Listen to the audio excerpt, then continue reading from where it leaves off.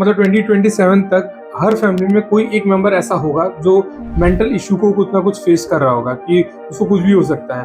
तो वो आपने क्यों बोला और आप हमने जैसे ब्रेन का वर्कआउट बढ़ा दिया है ना, वैसे हमने हार्ट का भी। और कोई भी चीज़ को आप अचानक से अगर वर्किंग मोड में लाएंगे, ज़्यादा अभी तक लोड सो देंगे। रहा था और अचानक से इसको वर्किंग मोड पे लाएंगे तो ऑब्वियसली इसके ऊपर ओवरलोड पड़ेगा।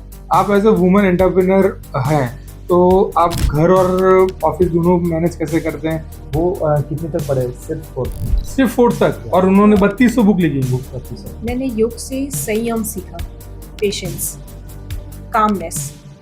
ये चीज़ें मुझे अनुभव हुई कि yes, it's creating more impact. काम कर रहा है तो लैपटॉप से कर रहा है, फ्री हो रहा है तो मोबाइल स्क्रॉल रील्स कर रहा देख रहे है, हैं। ठीक है, रील्स देख रहे हो। और उसके बाद जब रिलैक्स करके घर पे जाते हो तो घर पे टीवी देख रहे हो। तो ओवरऑल देखा जाए तो स्क्रीन से घिरा हुआ है व्यक्ति। जिस काम के लिए तुम एक अपॉर्चुनिटी मांग रहे थे, आज ऊपर वाला दे रहा है, तो तुम्हें कभी पीछे नहीं हटना चाहिए। तुम्हें अपना जो भी है तुम्हारे पास, तुम्हें सब लगा देना चाहिए। जैसे हम महर्षि पतंजलि के बारे में हमने बात की, तो उनसे हमने बहुत कुछ सीखा है। That's why I just request to pray.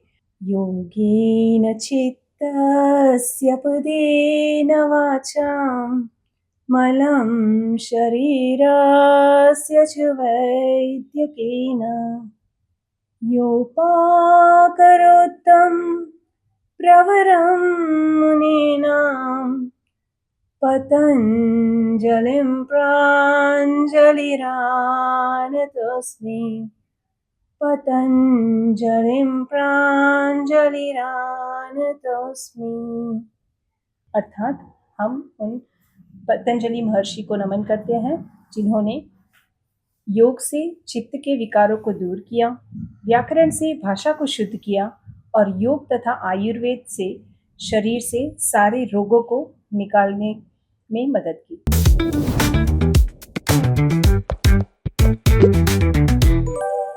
Welcome back to the another episode of the Monkcast. आपने हमें लास्ट एपिसोड में बहुत अच्छा व्यूज़ दिए, बहुत अच्छा प्यार दिखाया, उसके लिए दिल से बहुत बहुत थैंक यू आप सबको। ये एपिसोड में हमारे साथ जो गेस्ट जुड़ रहे हैं, उन्होंने हमें बहुत अच्छा हेल्थ के लिए रिगार्डिंग गाइड किया है। हम स्पिरिचुअल वे में कैसे आगे बढ़ सकते हैं उसके बारे में हमें गाइड किया है। ये एक ऐसा कपल है जो आपको सिखाता है कि आप कैसे एज ए कपल आप कैसे एंटरप्रेन्योरशिप आगे बढ़ सकते हो, कैसे साथ में काम कर सकते हो, कैसे चीज़ों को लेकर आप कोऑर्डिनेट कर सकते हो। आज के जो हमारे गेस्ट हैं उनका नाम है Neeraj Singh Rajpurohit sir and Pinky Singh Rajpurohit ma'am. ये दोनों एक योगा सेंटर रन करते हैं सूरत के अंदर। उनका centre one of the most successful centre of the Surat है।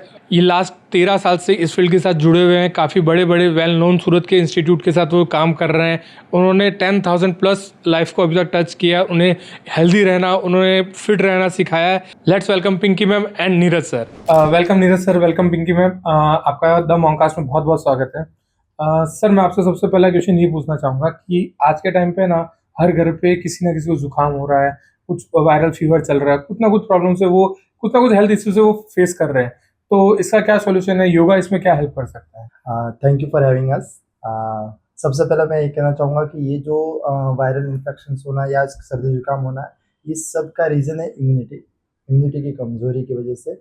और मैं स्पेशली इसके लिए योग जो अभ्यास बताना चाह रहा हूँ, वो 3 चीज़ें आपको बताऊँगा योगा के अंदर की, जो अगर आप उसको फॉलो करते तो डेफिनेटली आप उसमें रिजल्ट पाएंगे। ओके। तो पहली चीज़ है कि आप उसमें क्या कर सकते हैं, सूर्य भेदी प्राणायाम। सूर्य भेदी प्राणायाम जी। ओके। ओके, एक्चुअली इसका रीज़न क्या होता है कि हमारे शरीर में 72,000 नाड़ियाँ होती है ओके। और उसमें से 3 प्रमुख होती है, ईड़ा, पिंगला और सुषुम्ना।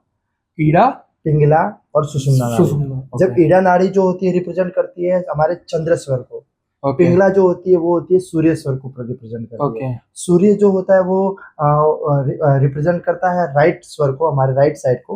ओके। एंड जो पिंगला होती है, ईड़ा जो होती है वो होती है हमारे left side of the body. Okay. ठीक है, तो इन दोनों को जब सामान जैसे बैठता है तो सुषुम्ना नाड़ी एक्टिवेट होती है। ओके। एंड जब आप देखोगे जिनको भी सर्दी जुकाम होता है ना, तो मोस्ट ऑफ लोग जो होते हैं उनका देखिएगा आप, उनका राइट वाला क्लोज होता है, बंद होता हाँ, है, नाक बंद हो जाता है, राइट राइट। लेफ्ट वाला ही चालू होता है। क्यों? क्योंकि लेफ्ट वाला जो रिप्रेजेंट कर रहा है वो हमारे चंद्र स्वर को, चंद्र मतलब ठंडा, ओके। हाँ। उसको रिप्रेजेंट कर रहा है। तो ठंडी बढ़ी हुई है, तो जैसे हम एसी है, हीटर है, वो चालू करते हैं, वैसे हमारे बॉडी का भी सिस्टम होता है। वैसे ही आप क्या करेंगे कि अगर आप सूर्य स्वर एक्टिवेट कर देंगे, जस्ट लाइक कह सकते हैं कि सूर्य भेदी प्राणायाम अगर करते हैं, तो ऑटोमेटिकली आपकी सर्दी जुकाम ठीक हो जाएगी। एक ही चीज़ को अगर आप फॉलो कर देंगे तो। ओके, वो कैसे करते हैं सूर्य ओके, प्राणायाम? इसको कैसे करना है, राइट साइड से इनहेल करना होता है, लेफ्ट को आपको बंद कर देना होता है। ओके। राइट से इनहेल करेंगे, होल्ड करेंगे और फिर लेफ्ट से एक्सहेल करेंगे। ये ओके। सूर्य भेदी प्राणायाम है। ओके। इसमें इनहेल करते हुए 5 काउंट करना होता है, होल्ड करते हुए 5 काउंट करिए, एक्सहेल करते हुए 5 काउंट कर दिए, अगर आप बिगिनर्स हैं तो मतलब ये एक सिंपल ट्रिक से अपने इसको पूरा एकदम अच्छे तरीके से सॉल्व कर सकते हैं। क्या बात है। Yes. मैम, इसके अलावा ना कुछ ऐसी डिजीज होती है जैसे थायराइड, बीपी, ये सब बहुत अपने बोलते हैं ना लाइफस्टाइल इश्यूज हैं, तो ये सब भी योगा के थ्रू अपने चेंज कर सकते हैं कि भाई इसको कंट्रोल में लेके आ सकते हैं, फिर इसको रिवर्स कर सकते हैं, ये पॉसिबल है योगा के through? Yes, firstly I would say कि हाँ, शुरुआत में हम लाइफस्टाइल डिसीजेस को कंट्रोल कर सकते हैं, और प्रैक्टिस जैसे जैसे आगे बढ़ती जाएगी, then the reports will slowly start to become normal. आपको Okay. रिपोर्ट्स में जब चेंज दिखना स्टार्ट हो जाएगा, then naturally the doctor will also say that you can leave the medicine और प्रिस्क्रिप्शन कम कर सकते हैं। ऐसा आपने कुछ रियल लाइफ में देखा है कि कोई पेशेंट आपके पास आया, उनको ये कोई प्रॉब्लम थी और आपने योगा के थ्रू उसको पूरा जीरो मेडिसिन पे लेकर गए, ऐसा कोई केस बताइए ना? Yes, can I give my example? Yes please. Yeah. So actually, suddenly one day I was just walking through the stairs और मुझे अचानक से लगने लगा कि मेरी श्वास बहुत ज़्यादा फूल रही है जल्दी जल्दी। तो at the time I was not even able to speak, पर और बस मैं जैसे कुछ इशारे ही कर पा रही थी। तो मुझे फिर तुरंत हॉस्पिटल लेके गए and Okay. I got to know that I am suffering with asthmatic allergy. Okay.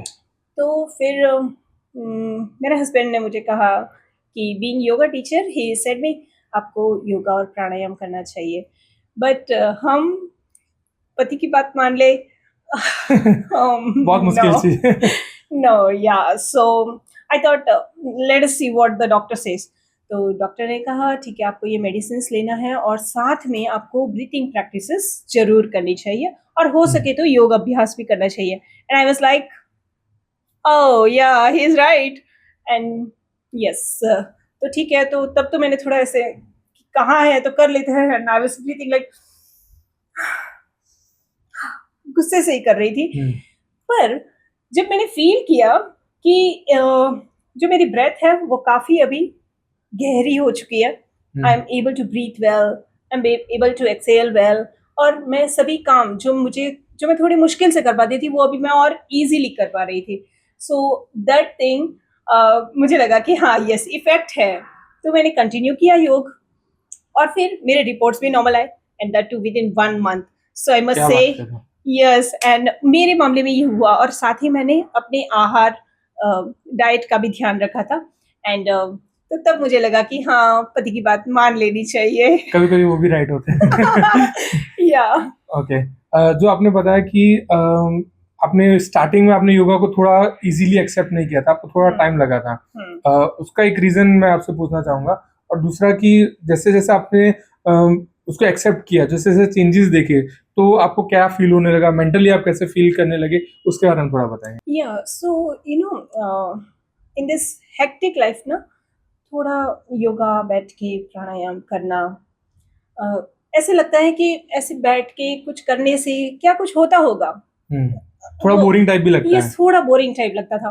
तो I was not much convinced, but as I said कि लाइफ में जब ऐसे ठोकर लगती है ना, तो वी गेट टू नो कि नहीं, कुछ बातें सच होती है। हाँ। सर, मैं आपसे एक ये क्वेश्चन पूछना चाहूंगा कि आज के टाइम में ना सबसे नॉर्मल और सबसे ज्यादा जो अगर एक इशू देख रहे हैं ना, वो डाइजेशन इशू है।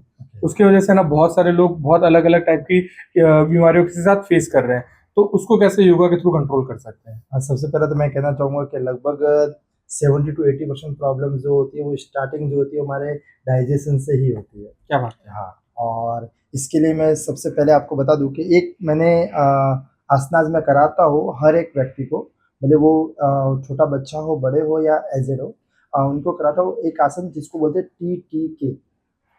बहुत ही यूनिक है, बहुत ही फंडामेंटली एकदम करेक्ट है। टी मतलब ताड़ासन, TTK। हाँ, ओके। 3 चीजें देता हूँ मैं, TTK। T Okay. मतलब ताड़ासन, टी मतलब त्रिएक ताड़ासन और के मतलब कटी चक्रासन। ये 3 आसन आप डेली रूटीन्स में करिए, वो भी सुबह उठते ही। ओके। ल्यूकवार्म वाटर ले लीजिए, अगर आपको वेट लॉस करना है, वेट गेन करना है, तो आप थोड़ा सा ठंडा पानी ले लीजिए और उसको बैठकर पीजिए और उसके बाद तुरंत ये 3 आसन कीजिए daily. You okay. Will get things कि आपको ये result within 15 to 21 days के अंदर ही आप फील करेंगे कि आपकी बॉडी बहुत हल्की हो गई है। बॉडी बहुत हल्की होने के साथ साथ आपका डाइजेशन बहुत अच्छा इंप्रूव हो गया है। तो ये सिर्फ 3 आसन, मैं और ज़्यादा आपको नहीं बताऊंगा ये कर लो वो कर लो, सिर्फ 3 आसन ये करिए TTK और you will get a result. Okay sir, आपका ना ये आंसर से ना मेरे को एक निजी प्रॉब्लम शायद Yes, yes. पता चली कि आपने बोला कि सुबह उठ के थोड़ा गर्म पानी पीना चाहिए।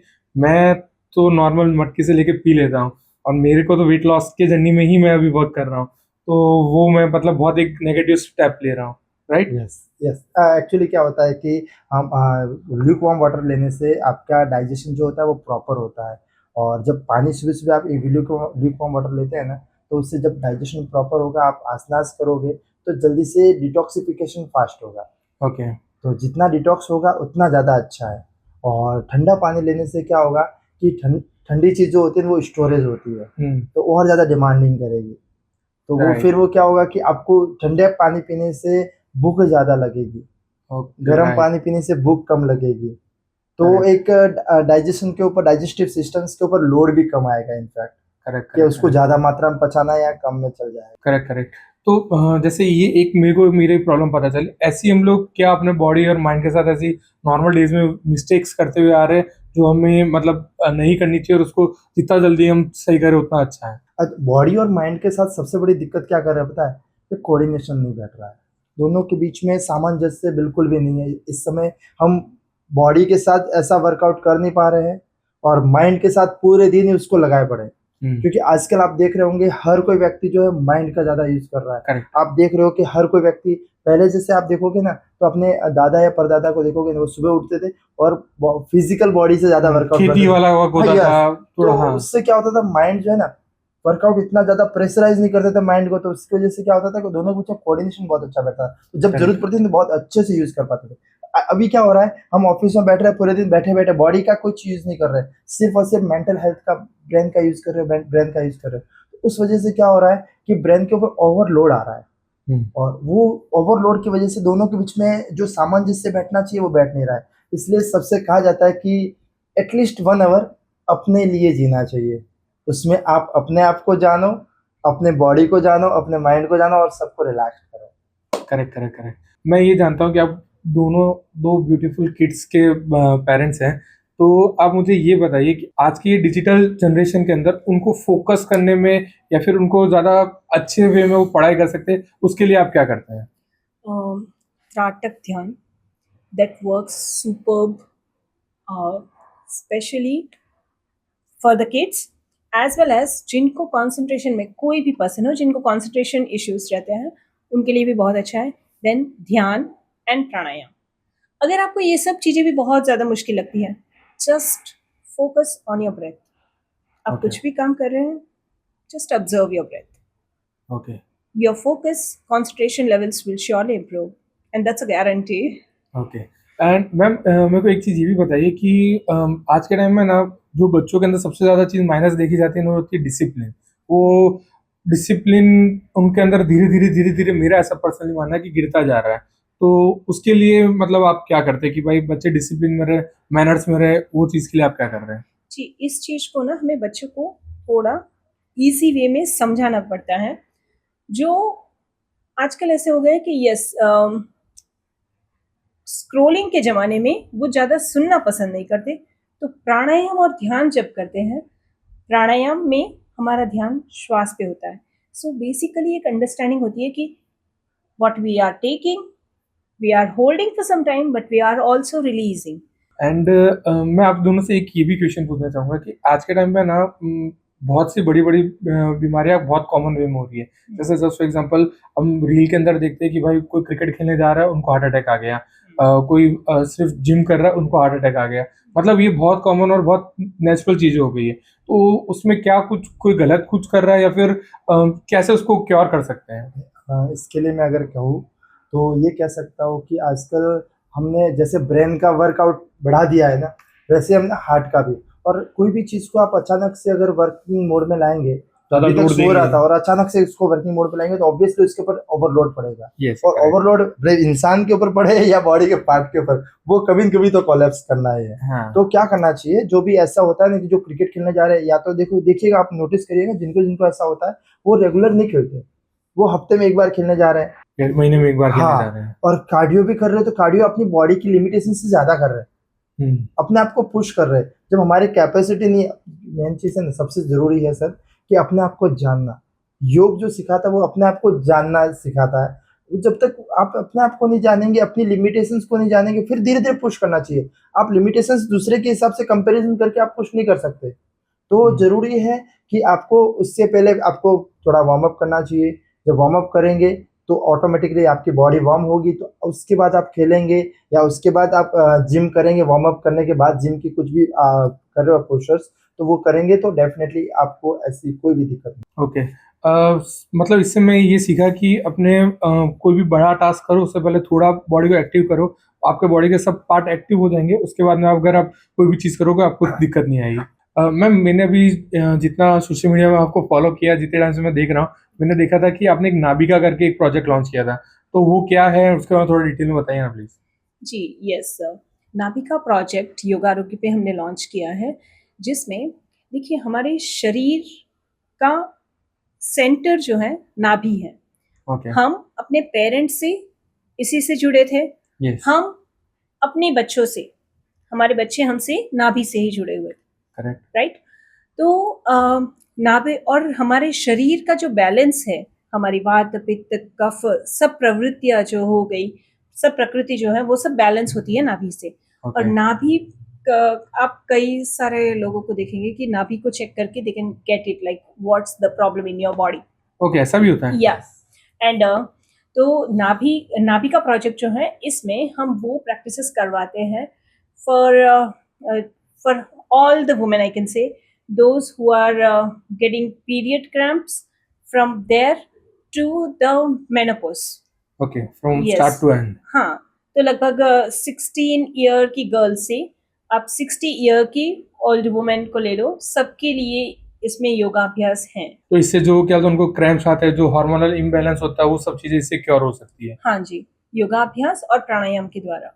ओके, मतलब इसके मैंने आजकल ये चीज़ सुना है, लोगों को देखा है कि वो लोग ये चीज़ें कम करने के लिए मेडिसिन का हेल्प लेते हैं। Yes. वो आई गेस कहीं ना कहीं उनको साइड इफेक्ट भी देता है, कुछ ना कुछ उनको इशू भी क्रिएट करता है। अगर ये चीज़ अगर योगा के थ्रू क्योर करे तो इजीली हो हाँ, सकता है। इंजेक्शंस भी लेने पड़ते हैं कुछ लोगों को। ओके। यस, पेन इतने ज़्यादा होते हैं, तो इसीलिए इनफैक्ट हमारे योग में तो बताया गया है कि 5+ के बाद, 5 साल के बाद से हर लड़का हर लड़की सबको योग करना चाहिए। बस आपके बॉडी जो, देखिए आज हम जो है 1 साल बाद हम कुछ और होंगे। द चेंज इज परमानेंट, हमारे सेल्स में कुछ चेंज हो रहा है। इसी तरह when you are practising yoga and pranayama daily, then you will be able to adapt the changes in a natural way. Correct correct. Sir, मैं आपको जितना जानता हूँ कि आप टेक्सटाइल फील्ड से हो, आप इंजीनियर फील्ड से हो, तो आप दोनों की लाइफ में योगा कैसा है उसके बारे में थोड़ा मेरे को बताओ। और ये आपके लाइफ में आपको एज ए पर्सन कितना चेंज किया, मेरे को इसके बारे में थोड़ा बताइए। ओके मेरे लाइफ में अगर मैं देखूँ तो ऐसे मेरी फैमिली बैकग्राउंड जरूर टेक्सटाइल से है, बट मेरे पेरेंट्स जो है वो पहले से ही, उनकी शादी से पहले से वो कनेक्टेड है ऑल वर्ल्ड गायत्री परिवार से। ओके। तो उनसे कनेक्टेड है, उनसे जुड़े हुए, तो घर में एक स्पिरिचुअल माहौल बचपन से ही था, जब मैं पैदा हुआ तब से था। साधनाएं होनी, जप होना, यज्ञ होना, तो मैं कह सकता हूँ कि मैं तो बचपन से ही योग से जुड़ा हुआ हूँ। तो जब मैं 10th में था, 10th कंप्लीट होने के बाद जल्दी एग्जाम हो जाती है। 10th कंप्लीट हो जाने के बाद जब मैंने 1 महीने का जो गैप था उसको यूटिलाइज करने के लिए सोचा, तो पापा ने एक सजेशन दिया कि आपको हरिद्वार जाना चाहिए, वहाँ 1 महीना रह के आना चाहिए। तो वहाँ का एक शांति कुंज करके है, आश्रम है, तो आश्रम के रूल्स रेगुलेशंस और उनके फॉलो करने के लिए मैं गया वहाँ। तो वहाँ पर 1 महीने का युग शिल्पी सत्र होता है, वो मैंने अटेंड किया, and that was the game changing for me actually. तब से मुझे लगा कि मुझे वापस, ये इतना कम समय मेरे लिए सही नहीं है, तो मेरे को वापस आना चाहिए। तो मैं वापस आगे पढ़ने का, उधर रहने का सोचा, तो मेरे लिए वो कह सकता हूँ कि वहाँ से आपकी लाइफ में योगा और ज्यादा एक्टिव हो गया, ऐड ऑन हो गया, मेरे प्रोफेशनली ऐड ऑन हो गया कह सकते। मैम आपके लिए? जी, मैं भी बचपन से गायत्री परिवार से जुड़ी हुई थी, तो योगा एंड स्पिरिचुअलिटी आइडिया था जब हम रोज़ करते थे, बट योगा अभ्यास फिज़िकल प्रैक्टिस थोड़ा कम था। But when I met him, I saw and I observed that how he tackles the thing in his life. So somewhere वो मुझे थोड़ा इंटरेस्टिंग लगा एट दैट टाइम। और साथ ही जब मुझे हेल्थ चैलेंज आया, तो ऑफ कोर्स तब तो बहुत एकदम रामबाण लगा और तब से मैं योग अभ्यास कर रही हूँ। बोलते हैं ना कुछ लोग क्या बोलते हैं ना चीजें ठोकर खा के सीखते हैं, तो ऐसा ही आपके साथ हुआ कि भाई आपने उस चीज को एक मिस्टेक के बाद में सीखा कि भाई हाँ इससे बहुत अच्छा रिजल्ट आता है और हमें ये चीज अपने लाइफ में डेली करना चाहिए। जी, करेक्ट है। Absolutely right. तो सर मैम आप एक आंसर के अंदर है ना मैंने एक बहुत कॉमन वर्ड सुना गायत्री परिवार, तो गायत्री परिवार क्या है उसके बारे में थोड़ा मेरे को बताइए। गायत्री परिवार के संस्थापक पंडित श्री राम शर्मा आचार्य जी हैं, जो कि हमारे गुरुदेव हैं। और हमने उनसे आध्यात्मिक जीवन के बारे में भी बहुत कुछ सीखा है और योग के बारे में भी बहुत कुछ सीखा है। ओके तो समस्त गायत्री परिवार का जो मेन हेडक्वार्टर है दैट इज शांति कुंज, और शांति कुंज से ही नीरज सर ने अपना योगाभ्यास पूरे कंप्लीट की हैं, ओके अपना वहां से स्नातक सीखा है। कंप्लीट किया है। ओके तो उसके बारे में और ज्यादा बेहतर एक्सप्लेन ये कर पाएंगे। ओके मैं बात करूँगा शांति कुंज की ही अंडरटेकन यूनिवर्सिटी है जो उनको पूरा चलाती है, जिसका नाम है देव संस्कृति विश्वविद्यालय।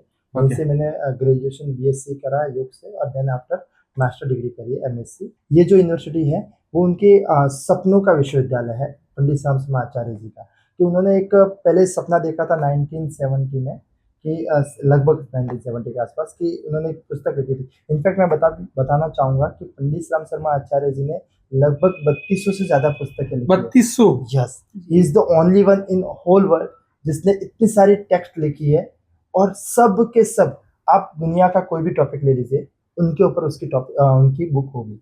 ओके उन्होंने मतलब हर एक एस्पेक्ट को कवर किया कवर उसमें। किया है। यस, चार वेदों का भाष्य क्या है और आप जानेंगे कि आपको पता होगा शायद कि पंडित श्री राम शर्मा आचार्य जी जो है वो कितने तक पढ़े? सिर्फ 4 तक। सिर्फ 4 तक Yes. और उन्होंने 3200 बुक लिखी। बुक 3200। उनका सपना था कि मेरा एक ऐसा विश्वविद्यालय होना चाहिए जहाँ पर स्टूडेंट्स को सिर्फ पढ़ाया नहीं जाए, उनके व्यक्तित्व को गढ़ा जाए।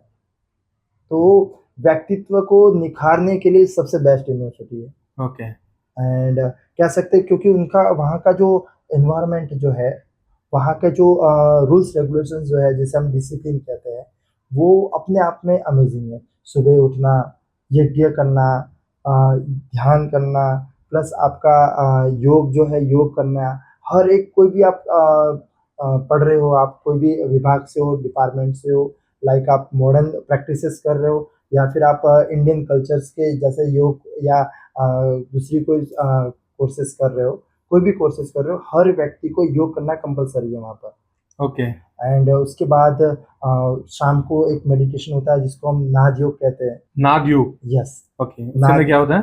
नाद योग एक ऐसा एक फॉर्मेशन है जिसको 15 मिनट्स का बनाया गया है शांति कुंज के द्वारा ही, जिसमें भगवान शिव का डमरू, ओके कृष्ण जी की बांसुरी और तबला, इन तीनों के फ्यूजन से एक साउंड क्रिएट किया गया है जिसको अगर आप सुनते हैं तो आप बहुत काम और कंपोस्ट फील करते हैं। इनफैक्ट मैं एक बताना भी चाहूँगा इसका एग्जांपल, बहुत सारे डिप्रेशन पेशेंट्स को मैंने हैंडल किया ना थ्रू दिस।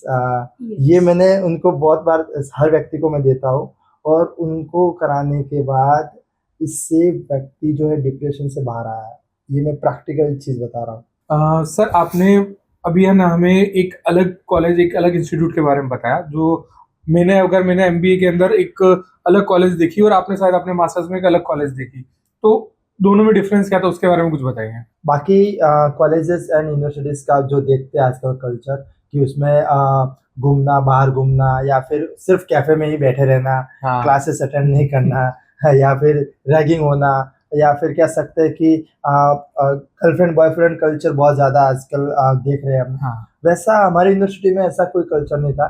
एक दूसरे का सपोर्टिव नेचर होता था। हर एक प्रॉब्लम्स में वो हेल्प करते थे, हमारे जो सीनियर होते थे। वहाँ पर हम डिसिप्लिन में रहते थे क्योंकि हमारा रूटीन जो होता था वो पूरा एक डिसिप्लिन वे में ही जाता था। साथ ही साथ हम बहुत एनर्जेटिक, क्योंकि हमारे शेड्यूल के अंदर बहुत सारी ऐसी चीज़ें ऐड ऑन की जाती थी। लाइक मैं बताऊँ आपको कि वहाँ पर गीता की क्लास होती थी, जो हमारे चांसलर सर क्लास लेते थे। लाइफ मैनेजमेंट की, लाइफ को आप कैसे जी सकते हैं, लाइफ को कैसे बेहतर तरीके से जीना चाहिए, उसके लिए क्लासेस होती थी। तो ओवरऑल देखा जाए तो एक व्यक्तित्व विकास के लिए जो एक परफॉर्मा होता है ना, उस हिसाब से हमारी यूनिवर्सिटी में हमारी क्लास होती थी और हमको सिखाया जाता था। मतलब तो ये आपको हम रियल differentiate वर्ल्ड कर के लिए सकते पूरा रेडी करके बाहर यस निकाला। यस यस क्योंकि मैम जब आपने योगा के अंदर एंटर किया तो उसके बाद में आपने ऐसी कौन सी चीजें जो आपने देखी कि भाई डेवलप हो गई मेरी और ज्यादा, जैसे जस्ट फॉर एग्जांपल मैंने जब लाइफ में योगा में मैं एंटर हुआ था ना, तो मैंने एक चीज ये देखी थी, मेरे अंदर डिसिप्लिन बढ़ रहा था। तो वैसे आपने क्या चीज देखा? मैंने योग से संयम सीखा, पेशेंस, कामनेस। ओके। ये चीज़ें मुझे अनुभव हुई कि yes it's creating more impact. Yes I learned patience from yoga. Sir मैं एक आपसे ना मेरा एक पर्सनल क्वेश्चन टाइप रहेगा, जैसे जस्ट फॉर एग्जांपल मेरा वर्किंग आवर कैसा रहता है कि सुबह 9 बजे ऑफिस गए, रात को 9 साढ़े 9 10 बजे तक आ रहे हैं, तो उसके बीच में एक चेयर के ऊपर मैं पूरे टाइम बैठा हुआ हूँ, मुझे कुछ इतनी एक्टिविटीज़ नहीं कर पा रहा हूँ। तो ऐसी कौन सी मेरे को 5 आप एक्सरसाइज सजेस्ट करोगे कि भाई जिसके थ्रू अगर मैं अपने चेयर पे बैठे बैठे वो कर सकूँ और मेरी बॉडी को वो एक हेल्प भी करे? ओके। पहले तो मैं एक्सरसाइज रॉन्ग वर्ड है। योगा में आसन हो सकते हैं, प्राणायाम हो सकते हैं, वो चीज़ सजेस्ट कर सकता हूँ। हाँ, चीज़ बताइए। एक्सरसाइज में नहीं एक्सपर्ट हूँ तो मैं नहीं सजेस्ट कर पाऊंगा। बट हाँ, अगर आप आसन की बात करें तो मैं आपको कुछ ऐसे आसनास बता सकता हूँ जो बैठे बैठे आप, इनफैक्ट आप वर्किंग मोड में ही आप वो आसनास को प्रैक्टिस करेंगे तो आप बेनिफिट पाएंगे। देखिए, आप अगर जनरली देखेंगे तो 3 चीज़ें जो है वो मोस्ट ऑफ एक कह सकते हैं कि जो जॉब कर रहे हैं उन व्यक्तियों में दिखी जाती है। एक होता है नेक पेन, दूसरा आइज़ एंड तीसरा बैक पेन। यस करेक्ट, ठीक है? एकदम इन करेक्ट। 3 चीज़ों से होता है। अब इन 3 चीज़ों को सॉर्ट आउट करने के लिए सबसे पहले जो आइज़ के लिए, क्योंकि बार-बार आप स्क्रीन के सामने तो आपकी आँखें खींचेगी। उसके लिए क्या कर सकते हैं, आप सामने किसी एक पॉइंट पर कॉन्संट्रेट कीजिए, वहाँ से अप ले जाएँ आइज़ को, सिर्फ़ आइज़ को, फिर डाउन, फिर सेंटर में, फिर लेफ्ट, फिर सेंटर में, राइट, फिर सेंटर में, फिर रोटेशन एंटी क्लॉकवाइज, फिर वहाँ से लेफ्ट अप, राइट डाउन, फिर वापस सेंटर, फिर left down, right up, okay. फिर सेंटर। ये एक्सरसाइज जो है आइज के लिए बहुत बेनिफिट, इसको सिर्फ 5-5 टाइम्स कीजिए और you will get a benefit. आप एज अ वुमन एंटरप्रेन्योर हैं, तो आप घर और ऑफिस दोनों मैनेज कैसे करते हैं? क्या इश्यूज आप फेस करते हैं, उसको कैसे आप टैकल करते हैं, उसके बारे में थोड़ा कुछ बताएं। तो in this case managing work life management like, तो इसमें मुझे pranayama helps better and then pen down everything whatever I have to do. Then, luckily, my classes are of 1 hour each. So, if my class is at 8 to 9, 9 to 10 a.m., then I make sure that I'm waking up at 5, practicing yoga, and then at 7:30, dropping the kids to the school. Then I'm at the center, quickly taking my 2 classes, and by 9 o'clock, I am at home again, making the breakfast, and then I'm going to center again Full from hectic. on 11.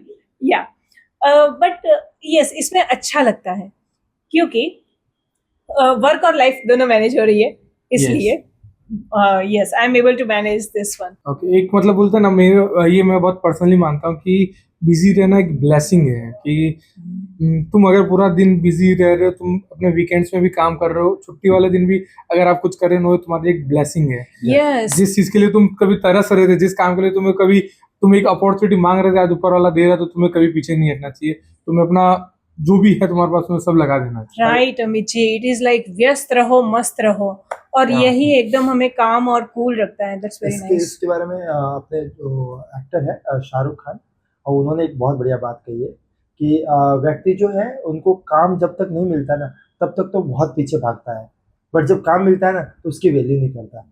मैंने ना ये मतलब same similar चीज मैंने Rohit Shetty sir के interview में सुना था, तो उन्होंने बोला कि आज मतलब है ना, जब उनका इनिशियल स्टेज था तब वो 20-20 घंटे 22-22 घंटे नॉन स्टॉप वर्क करते थे।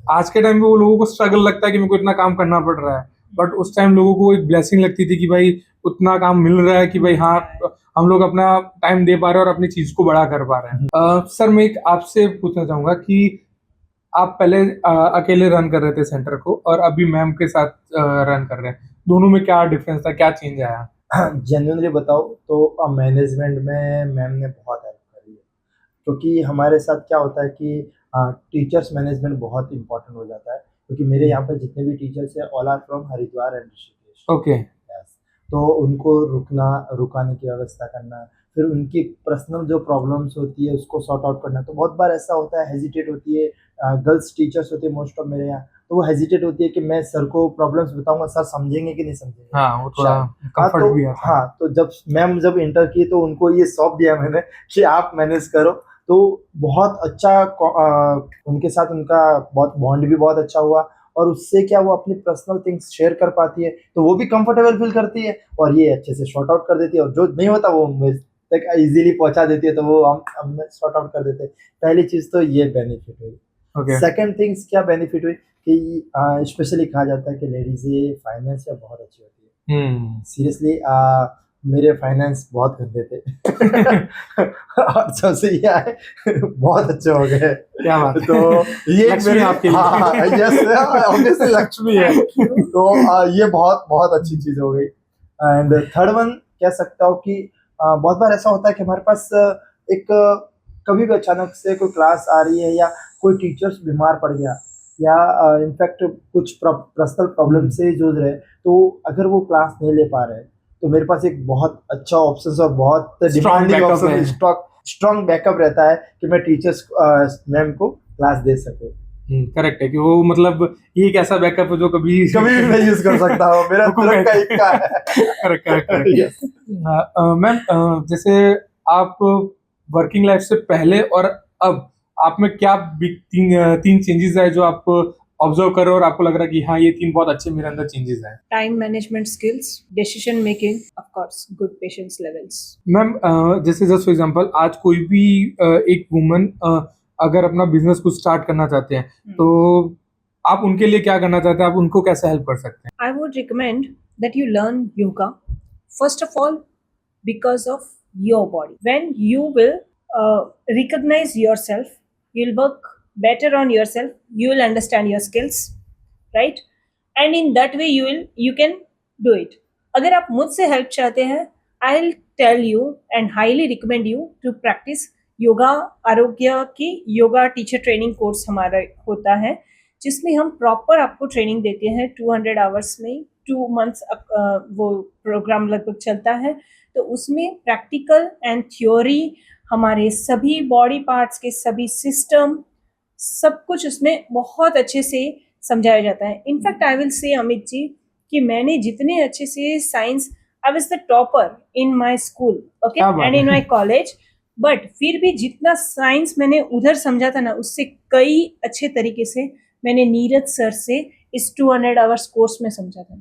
नॉर्मल हाउसवाइफ के हिसाब से भी क्वेश्चन पूछना चाहूंगा कि जरूर। आज के टाइम में ना मतलब कैसे हाउसवाइफ में बहुत खड़े खड़े रह के काम करना पड़ता है, जी। तो उनके नी में पेन बहुत कॉमन है, बैक पेन बहुत कॉमन है, स्पेशली लोअर बैक पेन उनके लिए बहुत कॉमन चीज है। तो आप उनके लिए क्या एक्सरसाइज बताएंगे कि जो उनको करनी चाहिए? Thank you Amit ji for this question, क्योंकि हमारे पास ओल्ड एज वाली लेडीज भी आते हैं जिन्हें घुटनों में प्रॉब्लम होती है, और जैसा आपने बताया हाउसवाइफ जिन्हें बैक में प्रॉब्लम रहती है। ओके, तो बैक के लिए भुजंगासन बहुत अच्छा है, और जिनको घुटनों में वगैरह प्रॉब्लम है तो उनको सूक्ष्म व्यायाम से शुरू करना चाहिए, जो कि सिंपल टो मूवमेंट्स हो गए। This it seems very easy, the thing is yoga कुछ चीज़ों में बहुत इजी है, but it is quite effective too. I want to make the message very clear कि यस ये इजी है पर ये उतना इफेक्टिव भी है। मैम, अभी आपने ना प्रेगनेंसी के बारे में बोला, तो आप मुझे ये बताइए कि एक वुमन को प्री प्रेगनेंसी और पोस्ट प्रेगनेंसी योगा क्यों करना चाहिए और कितना important? Thank you, very good question. Yes, तो प्री प्रेगनेंसी और प्रेगनेंसी के बाद योगा आपको फर्स्ट ऑफ ऑल आपके बॉडी में कई सारे हार्मोन्स चेंज होते हैं, ठीक है, तो उसके लिए आपकी बॉडी अडेप्ट कर सके चेंजेस को, for that yoga helps like wonder. Then जैसे जैसे आपका सेकेंड ट्राइमेस्टर कंप्लीट होता है तब हम ऐसे लेग प्रैक्टिसेस करवाते हैं जिससे कि स्पेस मिले, वूम में बेबी को स्पेस मिले, so that the movements can be better. Okay, ठीक है, और साथ ही हम प्राणायामा प्रैक्टिसेस करवाते हैं that helps the mother to connect well with the baby. Because what she listens, what she do, it clearly have the impact on the baby. As well as second trimester के बाद third trimester में हम उनको Malasana practice करवाते हैं, चक्की चालासन practice करवाते हैं, and we help them to have a natural delivery. And luckily with the yoga it helped me also. And coming to post pregnancy yoga, वो इसलिए ज़रूरी है कि हम न चाहते हुए भी when a woman get pregnant and delivery होने के बाद of course हमारी बॉडी में बहुत चेंजेस आ जाते हैं. तो कई बार कॉन्फिडेंस भी कम हो जाता है कि नहीं हम थोड़े ज़्यादा ही हेल्दी लग रहे हैं, हाँ वेट गेन कर लिया है, तो थोड़ा सा कटने भी लगते हैं वो लोग. तो एक आपका कॉन्फिडेंस बैक करने के लिए योगा अभ्यास हम करवाते हैं, जिससे कि आप अगेन बॉडी वेट वापस मैनेज कर पाए एंड हेल्प्स यू बेटर. अब वापस पुराने शेप में वापस आ पाए. हाँ. तो प्रेगनेंसी डिप्रेशन भी आजकल बहुत सारे लेडीज को देखा गया है. मेरे पास बहुत सारे इंक्वायरीज आती है और हमने ट्रीट भी किया है. तो प्रेगनेंसी डिप्रेशन जो है कि आफ्टर अ प्रेगनेंसी उनके लिए, क्योंकि वो रेगुलर लाइफ में कैसे थे कि बिजी थे, बाहर जा रहे थे, वो कर रहे थे, बट आफ्टर प्रेगनेंसी वो 2-3 महीने तक एकदम वो कट ऑफ हो जाते हैं बाहरी दुनिया से. तो उस टाइम पे क्या होता है कि बहुत ज्यादा थॉट प्रोसेस में आ जाते हैं कि लोग क्या बोलेंगे, मैं कैसे दिख रही होंगी, ऐसा दिख रही हूँ, सेल्फ डाउट तो करते ही है. साथ साथ में वो सब चीजों पे डाउट करने लगते थे, ये कैसे होगा, ये कैसे होगा, और नेगेटिवली सोचने बहुत ज्यादा लगते हैं. तो उनके लिए बहुत जरूरी हो जाता है आफ्टर प्रेगनेंसी योगा, जिसे हम पोस्ट प्रेगनेंसी योगा कहते हैं. तो वो बहुत इंपॉर्टेंट हो जाता है, क्योंकि सिर्फ शेप में आना that is good thing, body को वेट डाउन करना या वेट को वापस मैनेज करना that is very also good thing. But post pregnancy जो डिप्रेशन आ रहा है उसको भी क्योरेबल जो है योग के थ्रू ही है. सर हमने ना योगा के बारे में इतनी बात की, तो मेरा एक सबसे बड़ा इंपॉर्टेंट क्वेश्चन कि योगा स्टार्ट कैसे हुआ, सबसे पहले योगा करवाया किसने था, और योगा का बेस क्या है? ओके, तो इसके लिए मैं अमित जी आपको एक कहानी सुनाना चाहूँगा. प्लीज. भगवान शिव ने जो योग के जनक कहे जाते हैं, और उनसे ही योग स्टार्ट हुआ था, जिसको हम आदि योगी बोलते हैं. आदि योगी. यस, आपने देखा हो कोयम्बतूर में एक बहुत बड़ी मूर्ति बनाई हुई है आदि योगी की. ओके, हाँ, करेक्ट. तो उनके नाम से ही बनी हुई है. तो वहीं से योग का जन्म हुआ था. उन्होंने ही योग की शिक्षा सबसे पहले पार्वती जी को दी थी, और पार्वती जी ने वो योग की शिक्षा जो है वो इंद्र भगवान को दी थी. बट किसी कारणवश इंद्र भगवान ने वो किसी सब जगह फैलाया नहीं. उनको टास्क दिया था पर उन्होंने पूर्ण नहीं किया. फिर जब धरती पर जरूरत पड़ी योग की, तो भगवान शिव के पास सब लोग आए कि हमको योग की जरूरत है. तो भगवान शिव ने फिर वापस अपनी शिक्षा जो थी वो देने के लिए सप्त ऋषियों को बुलाया, और सप्त ऋषियों को ज्ञान दिया. जब सप्त ऋषियों को ज्ञान दिया तो सबने अपने अपने इंटरेस्ट के हिसाब से उनमें ले लिया. जैसे एग्जाम्पल के लिए अगर देखा जाता कि मेरे को आसन में ज्यादा इंटरेस्ट है तो मैंने आसन ज्यादा अच्छे से इंटरेस्टली सुना. इनको प्राणायाम में है तो इन्होंने प्राणायाम ज्यादा सुना. किसी को एनाटॉमी में इंटरेस्ट है तो एनाटॉमी सुनी. बट ये तो जस्ट एग्जाम्पल के लिए बता रहा हूँ. ऐसे जिनको जो इंटरेस्ट था उस हिसाब से वो चला. फिर वही अपने अपने जगह पर गए और अपने अपने शिष्यों को, अपने अनुयायियों को योग की शिक्षा देने लगे. तो धीरे धीरे बाकी जो पार्ट थे वो क्या हो गए, क्षीण हो गए. सिर्फ और सिर्फ जो वो करा रहे थे, उनके गुरु करा रहे थे, वही योग समझ रहे थे. मतलब सबको एक इंडिविजुअल पार्ट को योग समझ रहा हो. ये जो है प्राणायाम को योग समझ रहे हैं, ये जो एनाटॉमी को योग समझ रहे हैं. जस्ट एग्जांपल के लिए बता, बस ऐसा चीज होने लग गया था. तब इस पिक्चर में आते हैं महर्षि पतंजलि जी. और महर्षि पतंजलि ने क्या करा कि उन्होंने सब जगह गए, एक व्यक्ति के पास गए, एक अनुयायी के पास गए, उनसे योग की शिक्षा ली, अलग अलग जगह से जाके फिर इकट्ठा करके उन्होंने एक जगह पर स्टोरेज करके फिर योग की शिक्षा दी. उसको बोलते हैं महर्षि पतंजलि योग दर्शन, जिसमें उन्होंने पहला सूत्र ऐसा लिखा है कि अथ योग अनुशासनम. अब यहाँ से जो योग स्टार्ट हो रहा है वो अनुशासन ढंग से होगा और सीक्वेंसली होगा. मतलब कोई भी आगे पीछे नहीं, करेक्ट. हाँ, ऐसा नहीं कि पहला उसके बाद लास्ट आ गया, लास्ट का तो बीच वाला आ गया, ऐसा नहीं. और उन्होंने बहुत अच्छे से एक्सप्लेन किया. उन्होंने योग दर्शन को 4 पाद में बांटा. 4 पाद में पहला लिया समाधि. पहले बता दिया कि गोल कौन सा तुम्हारा, गोल डिसाइड कर लो. गोल डिसाइड कर रहा है, समाधि तुम्हारा गोल है. दूसरा पाद जो है वो साधन पाद. तो साधन पाद, गोल डिसाइड कर लिया. हम मान लीजिए हमारा गोल है कि स्टेशन पहुंचना. जैसे मेरा एक गोल लेता है कि मेरे को वेट लॉस करना है. हाँ. तो वेट लॉस करना है तो पहले आप वेट लॉस करने के लिए आपने गोल ले लिया. फिर गोल लेने के बाद दूसरा पाथ क्या आएगा, साधन पाथ, कि वेट लॉस करना है तो मुझे करना क्या पड़ेगा, मुझे डाइट करनी पड़ेगी, मुझे योगा करना पड़ेगा, मुझे एक्सरसाइज करना पड़ेगा, मुझे वॉकिंग करना पड़ेगा, मुझे रनिंग करना पड़ेगा, करेक्ट। राइट। हाँ क्या करना, करूंगा क्या मैं, हाँ तो वो साधन, अलग अलग साधन, कि भाई इससे भी होता है, इससे भी होता है, इससे भी होता है, इससे भी होता है। कितने ऑप्शंस अवेलेबल है मेरे पास Yes. टोटल? तो महर्षि पतंजलि ने 3 ऑप्शंस बताए, 3 Okay. प्रकार के लोगों के लिए, एक अधम व्यक्ति के लिए, एक मध्यम मध्यम। और एक उच्च श्रेणी के। मतलब बिगनर, यस, इंटरमीडिएट और एडवांस। एडवांस। तो 3 प्रकार के साधक होते हैं, तीनों के लिए अलग होता है। पहले जो है अधम, जिसे बिगिनर्स कहते हैं, उनके लिए अष्टांग योग का वर्णन किया। ओके यम, नियम, आसन, प्राणायाम, प्रत्याहार, धारणा, ध्यान, समाधि, ये 8 अंग है। ओके इनकी सीढ़ियों से चढ़ेंगे तभी लास्ट समाधि तक पहुंचोगे, करेक्ट है। क्योंकि पहला पाठ समाधि था तो समाधि बता दिया। दूसरा जो मध्यम वर्ग थे ना, उनके लिए सिंपल बता दिया कि क्रिया योग कर लो, आप पहुंच जाओगे। क्रिया योग में 3 बताई है, कौन कौन सी, तप, स्वाध्याय, ईश्वर प्राणिधान। तब स्वाध्याय और ईश्वर प्राणिधान। ओके और जो उच्च श्रेणी के साधक है, जो ऑलरेडी ये दोनों पार कर चुके हैं और डायरेक्टली उच्च श्रेणी में ही है, तो उनके लिए सिर्फ 2 ही चीज बताइए, अभ्यास और वैराग्य। जो मतलब सन्यासी रूप में। यस। तो उनको अभ्यास करना, प्रैक्टिस करनी है और वैराग्य पाना है। अभ्यास करो, मतलब प्रैक्टिस करो, प्रैक्टिस एरर आएगी, उसके बाद वापस पाओगे, थोड़ा सा प्रैक्टिस करनी थी, प्रैक्टिस करते रहना, मतलब उनके लिए ऐसा बताया है। तो ये जैसे आपको बताएंगे कि किसी के लिए वो बताया कि डाइट करना चाहिए, किसी के लिए बताया योगा करना चाहिए, किसी को बताया कि जिम करना चाहिए, सबकी बॉडी अलग अलग होती है, किसके हिसाब से क्या करना चाहिए। तो वैसा अलग अलग सबको बताया। उसके बाद थर्ड जो आता है उसमें आया विभूति। जब आप एक चीज पे चलोगे ना तो थोड़ा बहुत रिजल्ट आएगा, वो रिजल्ट क्या आएगा, वो विभूति पाद में। ओके कि डाइट किया, डाइट करने के बाद आपको ये हुआ, अच्छा 5 किलो वजन किया, अब हम मेरे को ये भी चालू करना चाहिए, अब मुझे ये भी चालू करना है, अब मुझे कीटो डाइट भी करनी चाहिए, अब मुझे ये डाइट भी करनी चाहिए, अब मुझे वो इंटरमीडिएट फास्टिंग भी करनी चाहिए। ऐसे अलग अलग ऑप्शंस आएंगे। ओके वो कब आएंगे, जब विभूतियां मिलेगी, कुछ सिद्धियां मिलेगी हमें। करेक्ट ठीक है।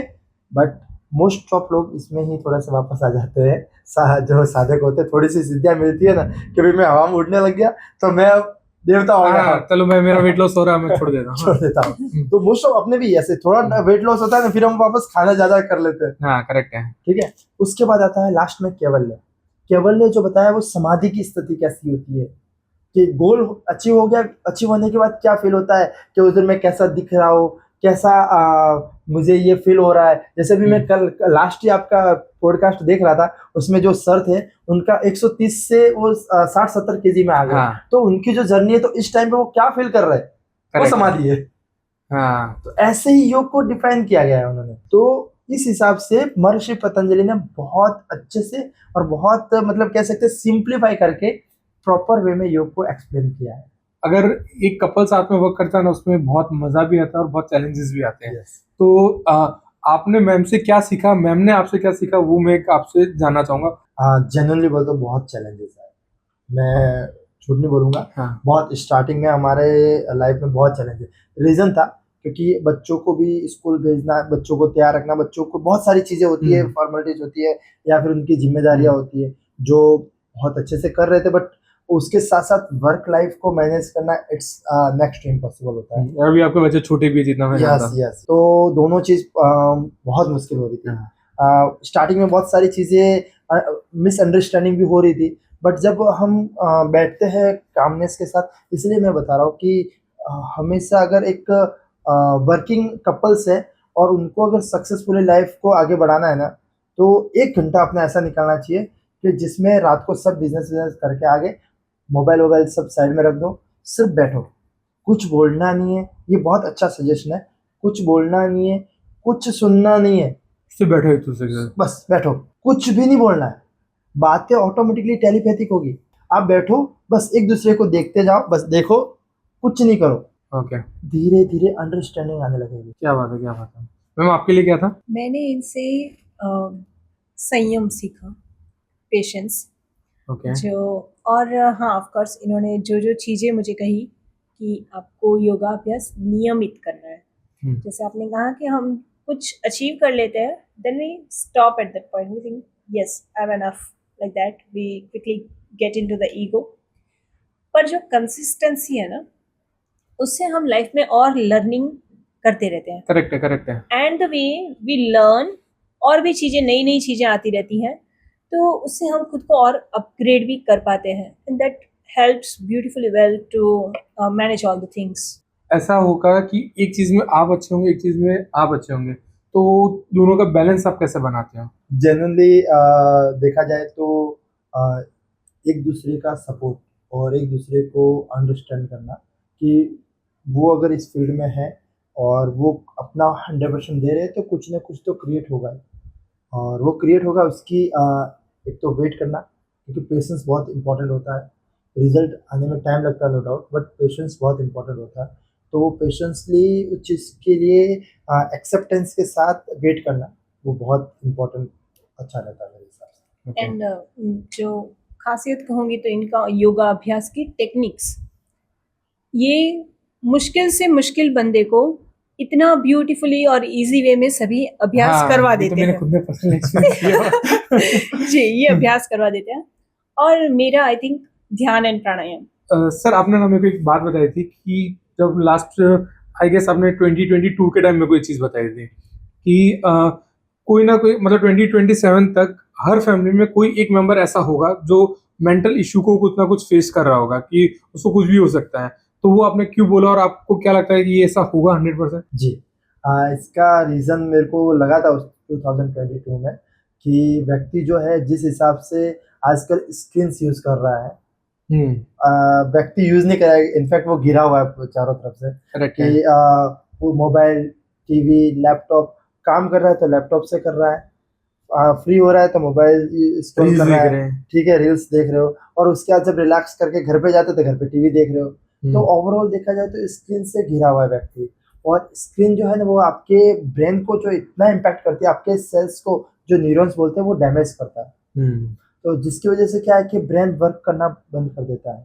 तो आप सोचिए कि जब वर्क ऑटोमेटिकली वहाँ के कनेक्शंस कट ऑफ होंगे तो व्यक्ति जो है वो बीमार पड़ेगा ही, मानसिक तौर पे बीमार पड़ना ही पड़ना है। और जिस हिसाब से यूजेज उसके बढ़ रहे हैं, अभी right now India is the, कह सकते हैं कि सबसे ज़्यादा मोबाइल स्क्रीन्स को कंज्यूम करने वाला देश है, सबसे ज़्यादा। ओके। कोई फाइनेंशियल थिंग्स नहीं है, कैसा भी व्यक्ति हो, कितनी भी फाइनेंशियल अर्निंग हो, but they have a good mobile, like हाँ। स्क्रॉलिंग कर सकता है, नेट फ्री है, हाँ। बहुत सारी चीज़ें। तो उसकी वजह से क्या हो रहा है कि वो प्रॉपर तरीके से एक कह सकते हैं स्कैम में फंसता जा रहा है चीज़ों में, और वो इतना मेंटल तौर पे अपने चीज़ों को कर भी नहीं पा रहा है। तो ये जो चीज़ें हैं ये बहुत इम्पैक्ट करती है। तो उस वजह से कह सकते हैं कि 2027 के एंड तक डेफिनेटली आप रिजल्ट देखोगे इस चीज़ को कि हर एक व्यक्ति, हर घर में एक व्यक्ति जो है मेंटल तौर पे कह सकते हैं कि बीमार होगा, या फिर कोई न कोई प्रॉब्लम फेस कर रहा होगा। आपका नेक्स्ट 5 ईयर गोल क्या है? आप 5 ईयर बाद क्या करना चाहते हैं? आप आपको क्या करते हुए देख रहे हैं? रीज़न मेरा ये है कि मैंने जब योग स्टार्ट किया था अर्ली ईयर्स, तब मैंने ये फ़ील किया था कि मेरा जो मेन लक्ष्य था वो सिर्फ़ और सिर्फ़ नंबर्स ऑफ मेंबर्स बनाना नहीं था, या फिर लोगों को कितनी संख्या में करा रहा हूँ वो मेरा अचीवमेंट नहीं था, क्योंकि इसीलिए मैंने लिमिटेड सीट्स ही रखी थी अपने सेंटर्स पर भी। ओके। मेरा ये था कि उनकी लाइफ़ में कुछ क्रिएट कर पा रहा हूँ कि नहीं कर पा रहा हूँ। कुछ इम्पैक्ट कर पा रहे हैं? Yes, okay. उनकी लाइफ़ को चेंज कर पा रहा हूँ कि नहीं कर पा रहा हूँ। ओके। तो वही लक्ष्य है मेरा। तो अभी जो है आगे जो है मेरा नियर बाय 1 लाख लोगों तक पहुँचना है, जो उनकी लाइफ़ में कुछ क्रिएट करके उनकी लाइफ़ को एक हेल्दी वे में टर्न अराउंड कर सकें। एक लास्ट ऐसा एक मैसेज जो आप हमारे व्यूअर्स को देना चाहेंगे कि जो आपको लगता है कि उन्हें करना चाहिए या फिर उनके लिए बेनिफिशियल होगा? मैं ये कहना चाहूँगा कि जीवन में हम हर चीज़ के लिए वक़्त निकालते हैं। अपने लिए 1 घंटा ज़रूर निकालिए। उसमें आप क्या कर रहे हैं मैटर नहीं करता, बट अपने लिए 1 घंटा ज़रूर निकालिए। आइदर आप योगा करिए, आइदर आप वॉकिंग कीजिए, आइदर आप बुक पढ़िए, अपने आप को जानिए। कुछ नहीं आ रहा है तो आप किसी भी तस्वीर या आप किसी भगवान जी के सामने बैठ जाएँ, और बैठकर अपने आईब्रोज़ के बीच में बैठिए, सोचिए, इधर देखने का प्रयास करिए, इसके कामनेस को लाने का प्रयास कीजिए। आप भी बहुत जल्दी ही इसमें बहुत सारे चेंजेस देखेंगे अपने आप में। मैम आपका क्या रहेगा? आई थिंक सबको अपनी लाइफ का पर्पस जानना चाहिए। कैसे? आप वो ध्यान से कर सकते हैं। ध्यान, मेडिटेशन, इसीलिए आपने सुना होगा, आप जो आपके हमदर्द होते हैं, शुभ चिंतक होते हैं, वो हमेशा आपको कहते हैं अपना ध्यान रखना। ध्यान रखिए। क्या बात है, क्या बात। बहुत बढ़िया। So thank you so much for watching our episode. I hope आपको मेंटल हेल्थ और फिजिकल हेल्थ के बारे में बहुत कुछ जानने मिला होगा। आपको जानने मिला होगा कि योगा कैसे स्टार्ट हुआ, क्या क्या चीजें होती है योगा के अंदर। एंड आई थिंक कि इसके अंदर ना बहुत सारी चीजें ऐसी है जो अभी तक हम कवर नहीं कर पाए। तो आपको जो भी क्वेश्चन हो, कुछ भी डाउट हो, आप प्लीज कमेंट सेक्शन के अंदर लिखिए। मैं या फिर सर दोनों में से कोई भी आपको उसका आंसर जरूर करेंगे। मैं करेक्ट पर्सन नहीं उसको आंसर करने के लिए, मैं सर से पूछ के ही आंसर करूंगा, बट आपको एक उसका आंसर मिलेगा ताकि आप योगा को अपने लाइफ के अंदर इंप्लीमेंट कर सके। अगर आप कोई प्रॉब्लम फेस कर रहे तो आप कमेंट कीजिए, तो मैं या फिर सर आपको उसका आंसर करके बताएंगे कि आप उसको कैसे ओवरकम कर सकते हैं। Hit the like button, follow button and please subscribe कीजिए हमारे चैनल को। We are about to hit 200 subscribers and we want to achieve this by February end. Thank you so much for having us here. First of all, it was really good that हम life में कई सारी चीजें करते होते हैं, पर जिस तरीके से आपने हमें पूछा, आपने हमें बुलाया और क्वेश्चंस किए, तो that has actually helped a lot of viewers, lot of public to understand the things कि हाँ, लाइफ में ये चीज, ये प्रॉब्लम है तो इसका ये सोल्यूशन हो सकता है, ये प्रॉब्लम है ये सोल्यूशन हो करेक्ट सकता है। Correct correct. तो thank you Amit ji for this. Thank you ma'am, thank you so तो बहुत जनरली बहुत मजा आया। Thank you so much sir. Thank you so much. Yes, and actually you are creating great values for your viewers. Yes. That's very impactful thing. Yes, मेरा मतलब यही perspective है कि लोग इससे कुछ सीखे और कुछ करें। तो बस मैं चाहता हूँ कि एक कुछ वैल्यू एडिशन मैं कर सकूँ।